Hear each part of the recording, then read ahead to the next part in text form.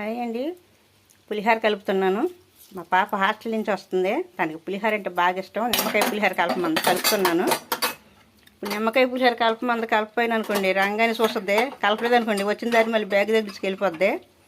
అందుకేనండి కలుపుతున్నాను. జస్ట్ ఒక 5 నిమిషాలు మళ్ళీ ఇంటికి వచ్చేస్తుంది. దారిలో ఉంది, ఫోన్ చేసింది పులిహోర కలపమని. కలుపుతున్నాను. పిల్లలకు భయపడాల్సి వస్తుంది. వాళ్ళ హాస్టల్లో ఉండటం, నాకు ఇది కావాలి, ఏదంటే బిర్యానీ లాగా పులిహోర. మా పాపకి అయితే చిన్నప్పటి నుంచి పులిహోర పిచ్చారు. మరి ఎప్పుడు చూడు పులిహోర, ఇంకా వేరే ఏం తిందో.